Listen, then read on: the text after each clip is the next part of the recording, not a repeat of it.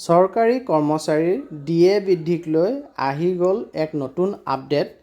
৩ৰ পৰা ৪% ডিএ বৃদ্ধি আশা কৰা হৈছিল যদিও সেই অনুসৰি ডিএ বৃদ্ধি নহয় বুলি শংকা প্ৰকাশ কৰা হৈছে।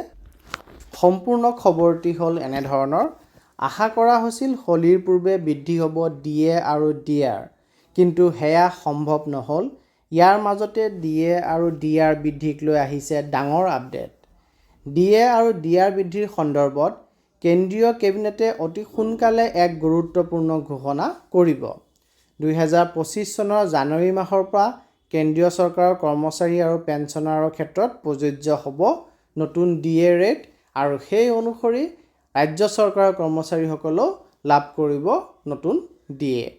জানিব পৰা অনুসৰি কেন্দ্ৰীয় চৰকাৰৰ কৰ্মচাৰীয়ে মাৰ্চ মাহৰ নতুন দৰমহা লাভ কৰিব মাৰ্চ মাহৰ পৰা, অৰ্থাৎ এপ্ৰিল মাহৰ যি দৰমহা তেওঁলোকে পাব সেই দৰমহা বৰ্ধিত দৰমহা পাব। কিন্তু কিমান শতাংশ বৃদ্ধি হ'ব কেন্দ্ৰীয় চৰকাৰৰ ডিএ আৰু ডিআৰ? ফাইনেন্সিয়েল এক্সপ্ৰেছৰ প্ৰতিবেদন অনুসৰি এইবাৰ ডিএ আৰু ডিআৰ বৃদ্ধিৰ মাত্ৰা 2% হ'ব পাৰে। মন কৰিবলগীয়া যে বিগত 7 বছৰৰ ভিতৰত এয়া হ'ব সৰ্বনিম্ন ডিএ বৃদ্ধি। 2018 চনৰ জুলাই মাহত মাত্ৰ 2% ডিএ বৃদ্ধি কৰিছিল চৰকাৰে, আৰু তাৰ পিছৰে পৰা 2%তকৈ অধিক ডিএ বৃদ্ধি হৈছিল। ইয়াৰ পূৰ্বে 2024 চনৰ অক্টোবৰ মাহত ডিএ বৃদ্ধিৰ কথা ঘোষণা কৰা হৈছিল।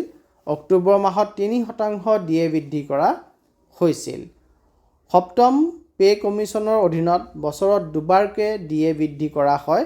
প্ৰথম ডিএ বৃদ্ধি 1 জানুৱাৰীৰ পৰা কাৰ্যকৰী হয় আৰু দ্বিতীয় ডিএ বৃদ্ধি 1 জুলাইৰ পৰা কাৰ্যকৰী কৰা হয়।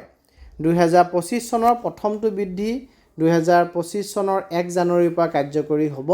ইয়াৰ আনুষ্ঠানিক ঘোষণা এই মাহতে অৰ্থাৎ মাৰ্চ মাহত, অৰ্থাৎ 2 এদিনৰ ভিতৰতে কেন্দ্ৰীয় চৰকাৰৰ ফালৰ পৰা কৰা যাব বুলি আশা প্ৰকাশ কৰা হৈছে। ধন্যবাদ।